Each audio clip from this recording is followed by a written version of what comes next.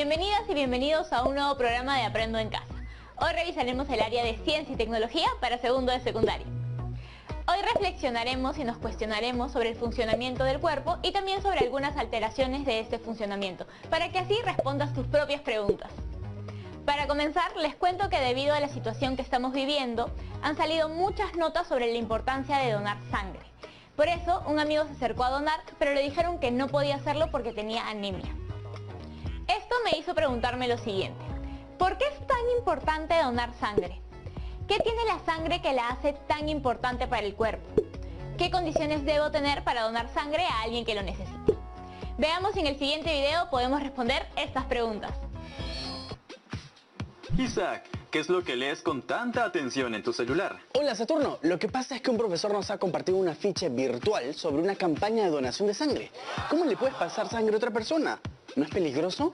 Veamos, Isaac. Existen ciertos procesos médicos y condiciones o enfermedades en las que los pacientes necesitan de sangre extra para poder recuperarse o mantenerse estables. Wow, ¿y cómo obtienen la sangre? Los donantes, que han de ser personas que gocen de buena salud, proporcionan unidades de sangre a un banco de sangre, donde la conservan y se transfiere al paciente que lo requiera. ¿Y qué pacientes generalmente lo requieren? Entre los casos más comunes están los que han sufrido quemaduras, enfermos de cáncer, mujeres embarazadas con hemorragias durante el parto y las víctimas de accidentes de tránsito. Sí que son muchos, pero ¿a qué edad puedo donar, sabes? ¿Qué dice? El donante debe tener entre 18 y 55 años, gozar de buena salud y pesar como mínimo 55 kilos. Entonces aún yo no puedo porque no tengo 18. Por cierto, ¿cuánta sangre se puede donar, Saturno? Se puede donar 450 mililitros de sangre. ¡Wow! Es casi medio litro, es demasiada sangre. Por cierto, me dijeron que el donar sangre te puede debilitar o te puede dar anemia. Yo creo que eso es mentira, porque si estás bien alimentado, te nutres bien, todo estará bien. Aparte de eso... tenía otra duda, Saturno. Dicen que los que tienen tatuaje o los que usan piercing no pueden donar sangre. Buena pregunta. Nuevas investigaciones científicas revelan que sí se puede donar, pero debe de haber pasado como mínimo un año desde la implantación de algún tatuaje o piercing. Mira, qué interesante. Mi primo hace como 1 año y medio se tatuó, así que tiene 19 años. Él puede donar sangre. Y podría ayudar a muchas personas. Por cierto, ya que hablamos de sangre, ¿tú sabes cómo es distribuida por todo el cuerpo humano?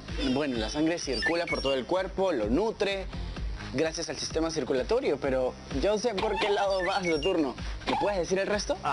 Ponte cómodo entonces y presta atención al primer video. El sistema circulatorio es un sistema de transporte por excelencia, encargado de llevar los nutrientes hasta las células de los animales y recoger los productos de desecho.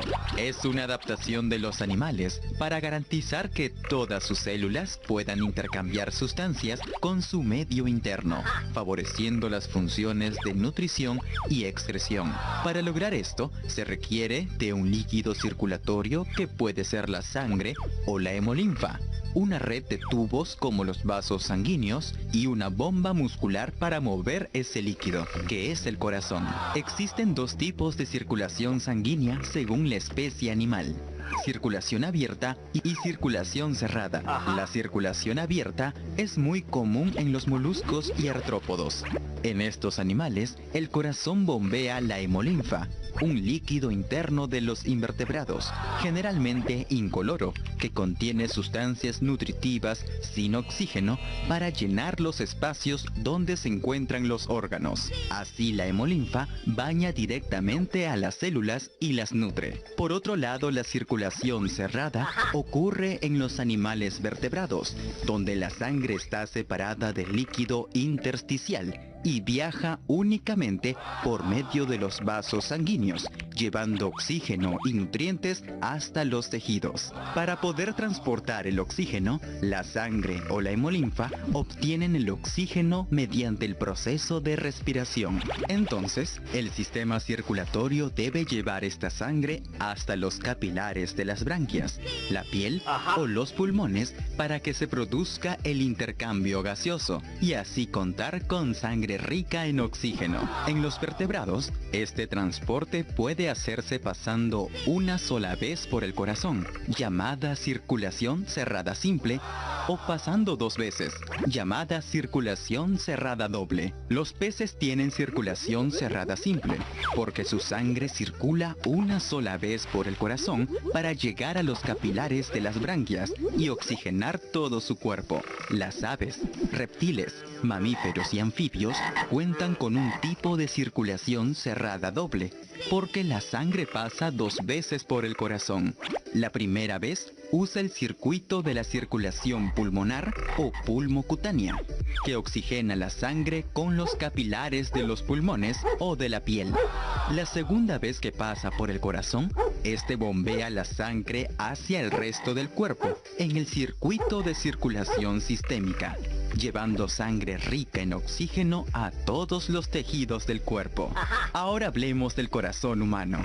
Es del tamaño de un puño y está formado por células musculares especializadas que en conjunto forman el tejido muscular estriado cardíaco. El corazón está dividido en 2 mitades que no se comunican entre sí, y cada mitad posee una aurícula y un ventrículo, que son cámaras que se llenan de sangre, contrayéndose de forma coordinada para no variar el ritmo de los latidos. Veamos cómo funciona.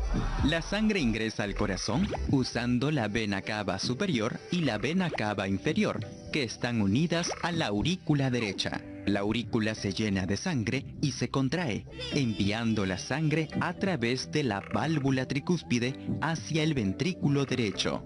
Cuando el ventrículo se contrae, la válvula tricúspide se cierra y la sangre sale por la arteria pulmonar hacia los pulmones para que pueda oxigenarse en los capilares.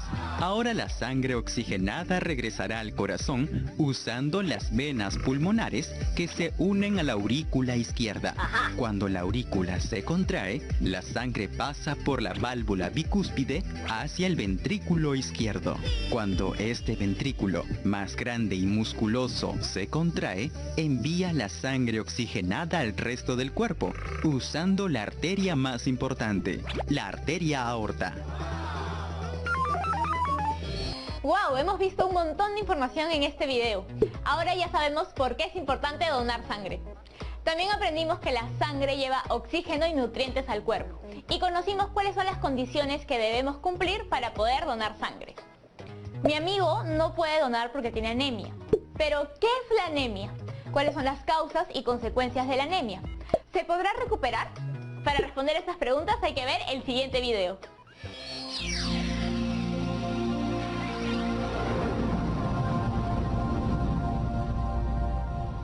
Buenos días a todos. Nací en un pequeño pueblo de la Sierra de Guaral. Mi familia pertenecía a la población de extrema pobreza. Yo era la penúltima de 13 hermanos. 7 de ellos murieron antes de cumplir 5 años, incluida la última. Entonces yo pasé a ser la más pequeña de la casa.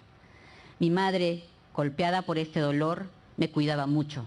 No iba a permitir que yo me muera. En las fiestas patronales de mi pueblo se incluía una corrida de toros y mi madre decía que las personas que tomaban la sangre de toro eran fuertes y valientes. Entonces, cada corrida de toro, mi madre me daba una taza de sangre de toro aún calientita. Era medio saladita. En verdad, no sé si soy más valiente, pero sí fui más fuerte. Mi madre, dentro de su conocimiento empírico y quizás sin saberlo, me estaba cuidando de probablemente tener una anemia severa. Y hoy estoy aquí precisamente para hablarles de eso, de la anemia. La anemia es un problema grave de salud pública que afecta casi al 50% de nuestro país. Por ejemplo, en los niños menores de 3 años afecta a más del 43%. Y en mujeres gestantes a más del 28%. Y lo que es más triste es que arrastramos este problema por décadas. ¿Pero qué es la anemia? ¿Por qué tenemos que actuar sobre este problema de salud pública? porque afecta el desarrollo de las personas, de las familias y por tanto, señores, el desarrollo de nuestro país. Les explico mejor. Cuando tenemos anemia, nuestro organismo tiene menos oxígeno del que necesita para funcionar óptimamente. Esto se refleja en los niveles de hemoglobina en sangre que tenemos. La hemoglobina es la que se encarga de transportar el oxígeno desde los pulmones a todo nuestro cuerpo. Es algo así como el carrito que recorre todo nuestro organismo a través de las venas y arterias, que serían las pistas, dejando su carga, el oxígeno, en nuestras células y tejidos. Esto es grave, porque si nuestras células no tienen el oxígeno suficiente, no van a funcionar al 100%. Por lo tanto, nuestras capacidades físicas, cognitivas e inmunológicas están disminuidas. Es algo así como si en Lima hubiera una huelga de carros, la hemoglobina, y las personas, el oxígeno, no tuvieran cómo llegar a su centro de trabajo, nuestras células y tejidos. ¿Cómo funcionarían las empresas si no llega toda su fuerza laboral? En el mejor de los casos, a medias, y quizás muchas empresas dejarían de funcionar. ¿Y cuáles son los efectos de que las células y tejidos dejen de funcionar o no tengan el oxígeno suficiente? Por ejemplo, en los niños menores de 5 años se interrumpe el desarrollo cerebral. Al no tener oxígeno, las neuronas no alcanzan su potencial de desarrollo. Y en los adultos significa tener una pérdida de la productividad, cansancio, menos energía para hacer las cosas del día a día. Como tienes menos oxígeno, tu cuerpo funciona con sus capacidades limitadas. El estudio Impacto Económico de la Anemia en el País revela que la anemia le cuesta al país el 0.62% del PBI, mientras que un programa de prevención efectivo en niños y mujeres alcanzaría un presupuesto menor al 0.01% del PBI, es decir, menos de lo que le cuesta a nuestro país tener los índices de anemia que tenemos. El Estado viene ejecutando políticas públicas para erradicar la anemia. Una de las principales estrategias es el reparto de multimicronutrientes. Entre el 2015 y 2016 se han utilizado casi 35 millones de soles. Sin embargo, las cifras de la anemia no han disminuido. Por el contrario, en el último año incluso ha aumentado.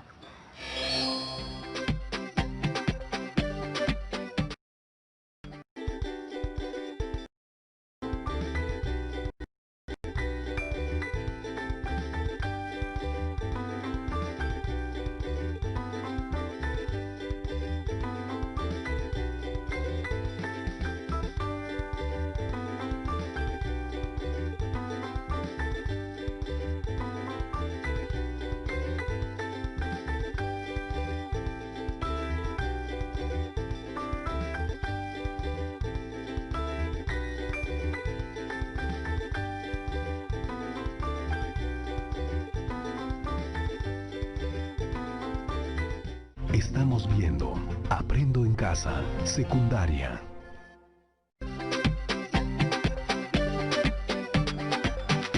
A pesar de todos los esfuerzos y seguramente muy buenas intenciones, no se están logrando los resultados esperados. Consideramos que algo no está funcionando bien. La estrategia tiene que replantearse. Llevo más de 20 años trabajando en relación a la anemia. Y en este tiempo he concluido en una hipótesis de los factores que podrían estar determinando que no se logren los resultados esperados. Uno, el tipo de hierro que utilizamos para combatir la anemia. Y dos, la educación que se hace respecto de la anemia. Les explico a qué me refiero. Empecé a trabajar en la anemia en 1992, cuando por cosas de la vida llegué a Uchiza, un rincón de la selva peruana, cuya población vivía en medio del narcotráfico y el terrorismo, muy golpeada por la anemia y la desnutrición que eran casi generalizadas. Por mi formación académica conocía de los problemas nutricionales, pero ahora estaba en la cancha, estaba ahí mirando a los niños con el cabello rubio, despigmentado, pálidos y cansados. Entonces, esa información que antes eran cifras estadísticas, ahora eran gente de carne y hueso. Pero, ¿por qué es importante utilizar el hierro hemínico? El hierro hemínico, al ser un hierro de fuente animal, es compatible con el hierro que tenemos nosotros en nuestra sangre. Su nivel de absorción está por encima del 20%. No hay que tener cuidado con los facilitadores e inhibidores de la absorción. ¿Y por qué? Por una razón fundamental. La molécula del hierro está adosada a una molécula de proteína y eso hace la diferencia en el mecanismo de absorción con los hierros no hemínicos. Entonces, si tenemos dos tipos de hierro, uno, el hierro no hemínico, que tiene un bajo nivel de absorción, que produce estreñimiento y hay que tener cuidado con los facilitadores e inhibidores de la absorción. Y por otro lado, tenemos el hierro hemínico, que se absorbe por encima del 20% y no hay que tener cuidado con los facilitadores e inhibidores de la absorción. ¿Por qué no utilizamos hierro hemínico en nuestra lucha contra la anemia? He tenido esta pregunta en mi cabeza por mucho tiempo. Cuando regresé a Uchiza desde Chile, junto a mi amiga Elba Aylas, decidimos implementar las galletas fortificadas y decidimos hacerlas como lo harían los pobladores cuando nosotras ya no estemos. Sin embargo, no contábamos con que las galletas se iban a poner rancias en 20 días. Fue muy triste. Tuvimos que recoger las galletas de las 40 comunidades que ya habíamos repartido. Como el hierro hemínico viene de la sangre de la vaca, tiene un color y olor característico que no es fácil de disimular. En una de esas tantas pruebas que hacíamos, mezclamos la hemoglobina con el cacao en polvo y descubrimos que el olor a sangre desaparecía totalmente. ¡Oh, maravilla! Teníamos el vehículo perfecto para desarrollar una alternativa en base a hierro hemínico. Y es así que nace nuestra cocoa fortificada con hierro hemínico para ser agregado a la taza de leche, la avena, los jugos, etc. Nosotras laborábamos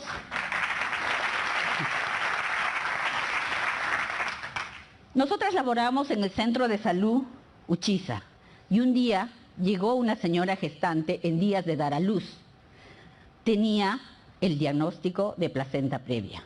Sin embargo, por razones religiosas, no pudimos hacerle la transfusión sanguínea que requería. Y el doctor me indicó que le diera la cocoa fortificada para sentir que algo hacíamos por esta señora que ya se estaba muriendo. Mi sorpresa fue que al mes y medio en que la señora había seguido tomando la cocoa, la vi caminando en la Plaza de Armas. Claro, seguía con anemia porque estaba pálida, pero había pasado el momento crítico en que estaba. Con esta experiencia, en 1996, junto a Project Hub y USAID, ejecutamos un proyecto en la región, en el departamento de San Martín, con la asistencia técnica de la Universidad Peruana Cayetano Heredia, donde realizamos los estudios con rigurosidad científica. Tuvimos muy buenos resultados. Los estudios evidenciaban una rápida recuperación de la hemoglobina en la sangre. Estábamos felices con los resultados. Pensábamos que debíamos estar en todos los programas sociales, pero aún no lo hemos logrado. Entonces decidimos hacer empresa, meternos por la parte comercial y logramos ingresar a una de las cadenas más grandes del país. Primero, con la cocoa fortificada. Pero como la idea inicial era cómo llegar a los más pequeños, pensamos, ¿qué cosa podría ser más rica que una golosina? Entonces decidimos hacer unos chocolatitos que podrán probar ahora a la salida de la charla. Son chocolatitos pequeños de 10 gramos fortificados con hierro hemínico. Por tanto, se absorberá muy bien en el organismo de quienes la consumen. Trabajamos 2 años en el desarrollo de estos chocolatitos con el aporte del programa Innovate Perú del Ministerio de la Producción. El chocolate ha sido muy bien recibido por los usuarios. ¿A qué niño no le gusta un chocolate? Salió al mercado en el 2015 y desde entonces hasta hoy la demanda se ha quintuplicado. Nos volvemos locos con la producción. Estoy muy orgullosa por lo avanzado. Sin embargo, reconozco que mi sueño de llegar con el hierro hemínico a los más pobres, donde la anemia golpea de manera letal, aún no se ha cumplido. Y por favor, no me malentiendan. No quiero decir que compren mi producto. Mis chocolates no son la única solución. Lo que quiero decirles y resaltar es que existe una alternativa eficaz para prevenir o combatir la anemia. Es el hierro hemínico. Entonces, usemos hierro hemínico en sus diferentes formas. Sí, en alimentos fortificados, pero también en carne, pescado, hígado, sangrecita. El uso de este tipo de hierro puede en corto tiempo ayudarnos a disminuir la anemia, especialmente en las familias de extrema pobreza, como era mi familia. Combatir la anemia es combatir la pobreza, es combatir las desigualdades y es también una forma de inclusión social y económica. Entonces debemos combatirla con las armas más eficaces y el hierro hemínico constituye una muy buena alternativa. Sin embargo, para que esta estrategia eficaz tenga sostenibilidad en el tiempo, es necesario acompañarla de manera inseparable de una estrategia educativa nutricional sobre la anemia, que trascienda las órdenes o prescripciones médicas, porque combatir la anemia pasa por cambiar hábitos alimenticios al interior del hogar. Para eso se requiere analizar las conductas actuales y comprender por qué es imprescindible cambiarlas. Y aquí tengo que decir que los profesionales de la salud no somos formados para educar, porque el problema de la anemia socialmente no es comprendida como una enfermedad grave, como el cáncer, por ejemplo. Entonces, si las personas no lo consideran grave, entonces tampoco considerarán que hay algo importante que hacer al respecto. Las familias tienen que entender y descubrir la magnitud de lo que significa tener anemia. Cómo la anemia mata sus sueños de desarrollo, de tener éxito familiar. Pensando en eso, hemos desarrollado el módulo educativo Podemos Prevenir la Anemia, basado en la pedagogía constructivista, en el cual compartimos estos conceptos en espacios pequeños de no más de 30 personas y un tiempo promedio de 30 minutos. Los asistentes a estas sesiones educativas analizan y reflexionan sobre la función de la hemoglobina en nuestro cuerpo, de cómo los hábitos no saludables afectan a los más pequeños de la casa. Y comprenden entonces el beneficio de ingresar a la dieta diaria alimentos ricos en hierro hemínico, como la carne, el pescado, las vísceras, la sangrecita, etc. Asimismo, se cuestionan costumbres como ¿a quién atendemos primero a la hora de comer? ¿O a quién le damos la carne más grande? Es decir, hacemos que los asistentes dejan de percibirse como beneficiarios de un programa y se conviertan en los protagonistas de su cambio, de su desarrollo, de su éxito familiar. ¿Por qué? Porque la decisión de combatir contra la anemia está en sus manos, en sus decisiones, en la capacidad de asumir el liderazgo de su éxito familiar. Lo que les he querido decir a lo largo de esta charla es que si utilizamos el hierro hemínico y desarrollamos una estrategia adecuada de educación que trascienda las órdenes médicas, con seguridad podemos combatir la anemia en corto tiempo. Podemos ganarle la guerra a esta enfermedad que nos ha estado robando nuestras capacidades, el desarrollo de las personas, de las familias, que nos ha estado robando el desarrollo de nuestro país. Si lo decidimos, seguro que lo lograremos. Muchas gracias.